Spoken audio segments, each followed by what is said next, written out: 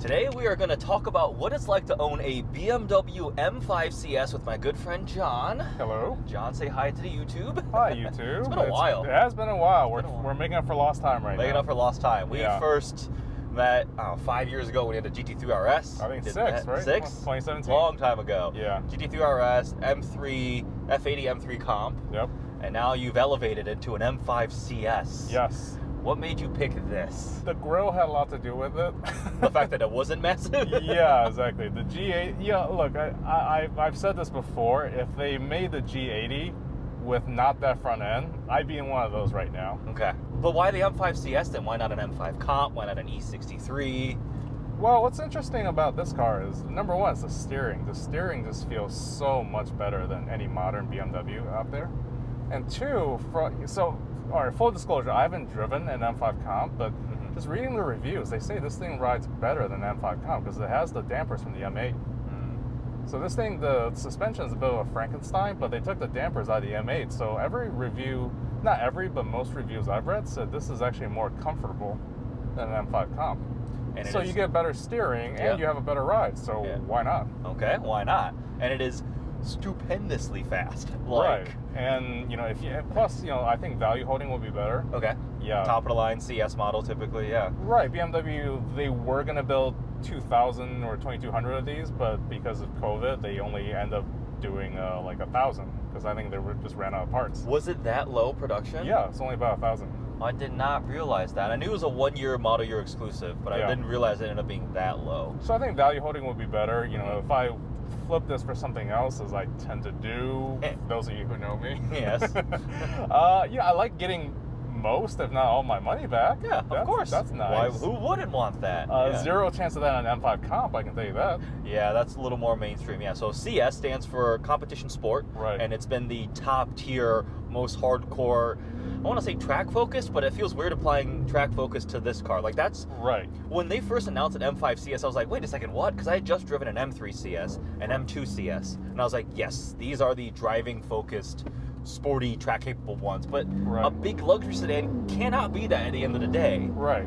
But this is the best, one of my favorite M cars out there. I have heard from friends who've been to track, not necessarily driving one of these, but seeing one of these in action. They said this thing just hauls. It was bringing down purpose-built track specials. After driving it, I fully agree. What I was saying was prior to driving the car, I was like, wait, really? How can you have a M5 CS? That just seems wrong. Because these are the size of a 7 Series from 10 years ago. It's massive. It's big. But here's the thing, too. Like, Zayd showed up the other day at my house with his new M3 Comp. This thing isn't that much bigger than it. My M3s are big, too. The G80 is massive. This thing is not that much bigger. And that was the thing that shocked me the first time I saw.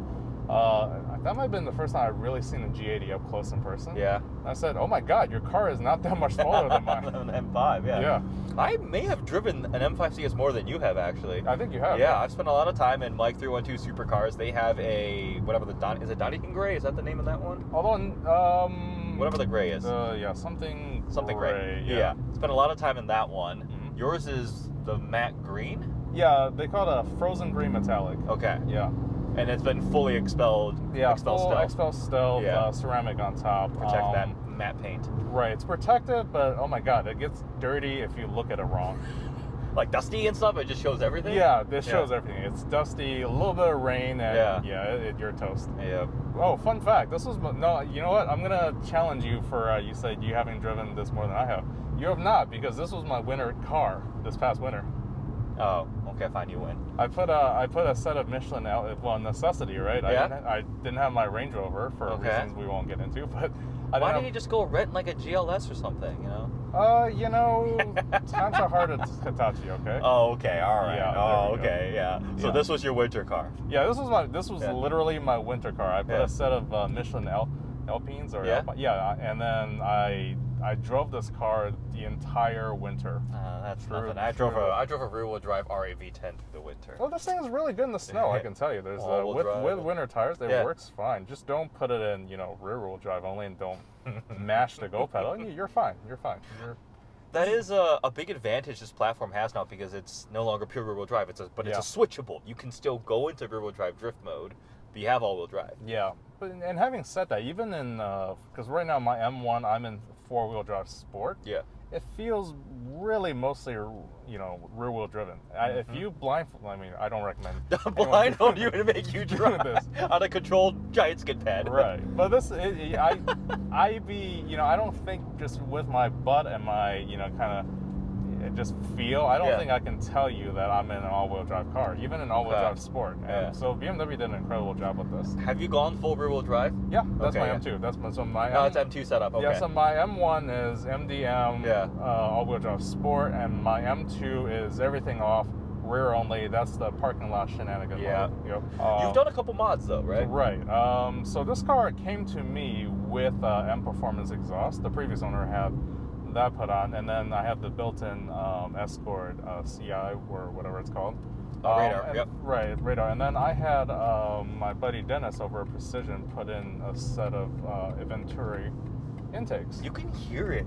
When you were on it, you can, up there, the intake noise is much more pronounced. Well, it makes Darth Vader sounds.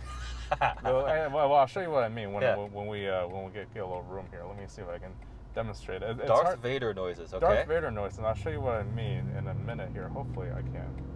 So what I mean is when there's a little bit of traffic. And let's see if we can get a little space here. All right, so I'm going to hit it.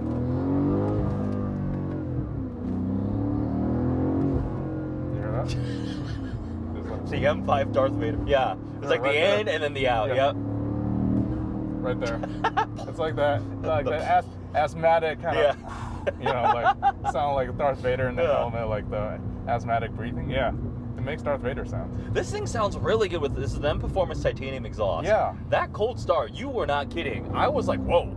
Did not expect that because all these newer twin turbo V8s have become much more muted. All right, over time. I'm fast. Sorry, I'm just distracted by. You're distracted by Darth Vader. I'm just making more Darth Vader. We have devolved onto Darth Vader childish noises because John is also an overgrown child. I am.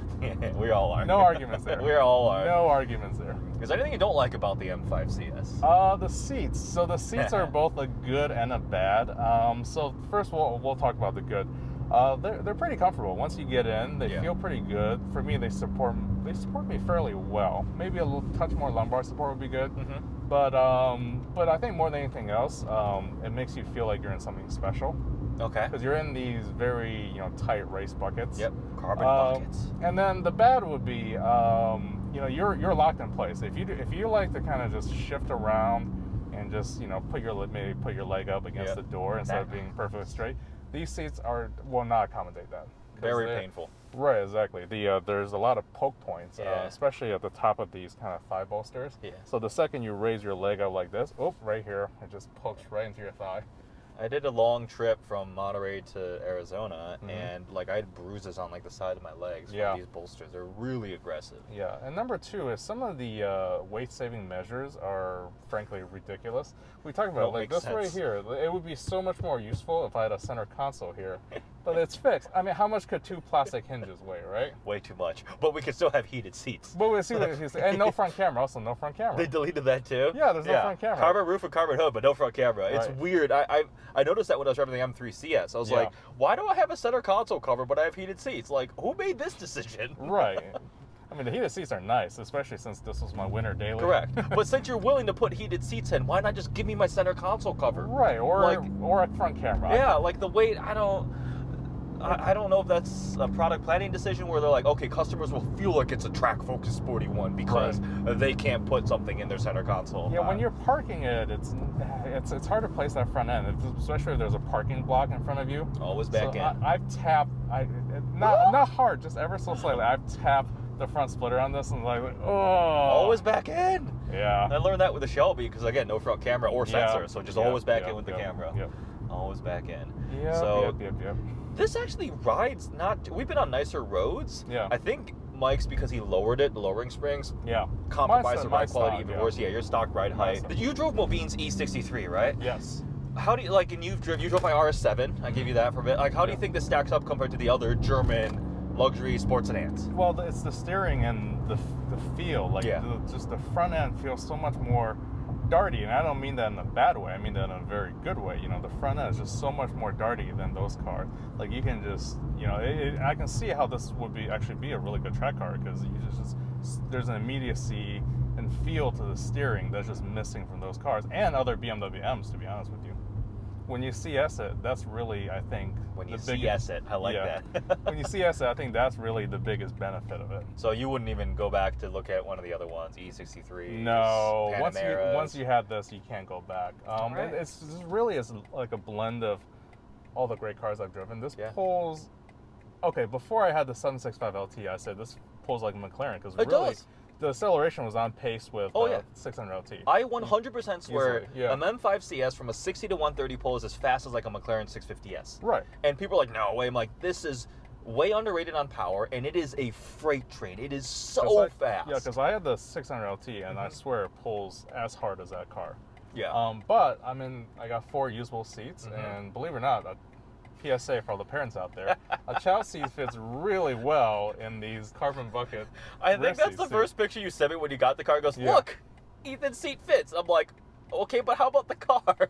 The only thing, and I want to hear your thoughts on this, is like, to me, it's a good combination car if you can't have a McLaren 765 LT or a Porsche and a daily, right? But, like, it can't be a fully track-focused car, so it's already compromised from the get-go. Right. So it's like, what are you really trying to get to here? Like, I would rather something way more comfortable, luxurious, given the fact that this is one of the best driving sedans I've ever driven, and I love it. One of my favorite M cars ever. Like, how do you feel about that? No, I understand. I think it has to do with what you're looking for and maybe what stage of life you're at. Okay, you know, for valid. Oh, yeah. Let's do a quick pull here.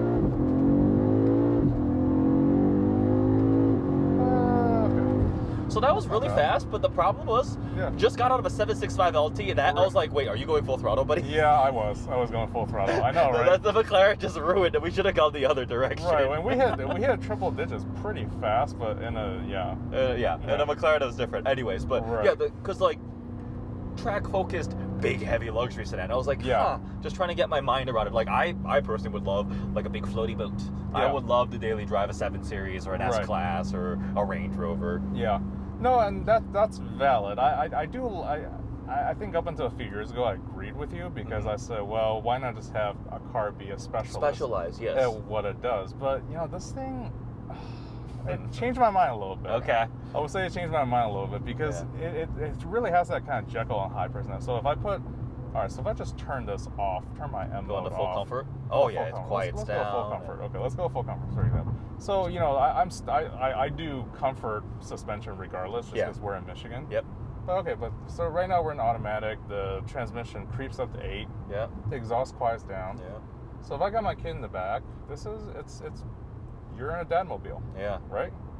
And then, you know, when you put an M1 or M2 kill mode, then it goes Maniac. Yeah, exactly. Maniac tire killer. So I like it. I like the breadth of performance of it. I like, you know, like I said, I like the way this thing feels. The chassis talks to me, the steering feel, you know, how nimble the front end is. Well, okay, how nimble the front end is for a 4,000 pound Correct, sedan. for a big with the caveat, Yes. I think, you know, given the parameters that they started with, it's okay, you got a 4,100 pound sedan, make the best of it. Yes. And I think they've done about as good of a job as they can do. I agree. Yeah. It is definitely one of my favorites. It is definitely expensive. MSRP was like 145 to 150, I think. 147-ish. Yeah. Okay. Brands Hatch Gray. That's the gray. There we go. Yeah, it took a 10-minute delay. That's how it always happens. Yes. You're like, what was that? Oh, then all of a sudden. Because I was thinking, okay, the only thing you could option is really the paint and this frozen. Brands Hatch Gray. I'm glad you got it. Like the other option would have been like we turn the cameras off and you go, it's Brands Hatch Gray. Yeah. It is so. But market price on these was like 150 to. I saw some for like 170, 180. There was a dealership in Florida at the height of, you know, pandemic crazy car buying. They had 2, and they were each going for 225, and they sold them. Oh, they sold them. I feel bad for whoever bought those. Oh my I don't, goodness. because they can afford to buy a $225,000. But like, man, you just lost 50 grand, guaranteed. Yeah. Guaranteed. Right. I was lucky enough. I got mine fairly close to sticker, but it had, you know, it had $12,000 worth of goodies in it. Yeah. Within the and how many miles were on it when you bought it? About 4,000 and change. So still pretty you know, good. not bad. It was a little bit over sticker, but because of the 12,000 worth of goodies in it, I felt like I came out ahead. Yeah. Yeah. I will say though, if they ever bring the M5 wagon here and It's possible, right? Because Yeah. we said, well, never gonna happen, never, and then RS6 showed up, Avant came. So now we said, well, anything's possible. If they brought the M3 Touring here, I would live with that front grille. Because it's a really good driving car. It is. It's very fast. X-Drive comp, like it's really good. I've tracked it, and I would live with the front grille. Well, any other thoughts on the M5 CS to share what it's been like to own? You know, it's a great winter car as we talked about. It's a great family car. Yes. And it works. Yeah. I haven't tried tracking it. I might do it this year. Okay. I have I'm scheduled to go to Groton with the 765. Yeah, July that's gonna be a good time. Yeah. And then we'll see if we can. Because I don't envision taking this to Waterford. That's a little too big for that track. It's a really small racetrack. Yeah. So if we can do Gingerman or Groton, if there's a chance in there, I'll take this to a track and I'll see if it's a good track car too. But based on everything I've heard, it's wonderful, the track. So everyone should buy one because everyone should buy one. It's great. They didn't bring that many of them here though. It's great for Costco runs. It's great for the track. It's great for snow and ice. So taking your kid to soccer practice. Yeah. What else do you need, right? A 765 LT. That's what else you need. Anyways. Yeah, that would be a different experience. I've never felt slow in this car up until now. Yeah, literally, I was just like, wait, was that full throttle?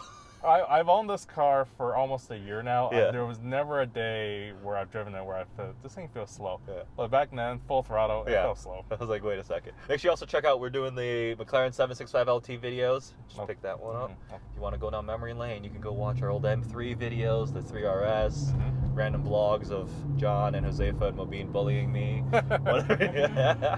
We kid because we love. Oh, yes. But many fun years, many memories. Well, I hope you guys enjoyed this video about the M5 CS. Make sure you check out my full review. We'll drive it, do proper review, spend a good amount of time with this car. It's badass, honestly. Cool. Thanks for watching, guys. Thanks, guys. We'll see you. Bye.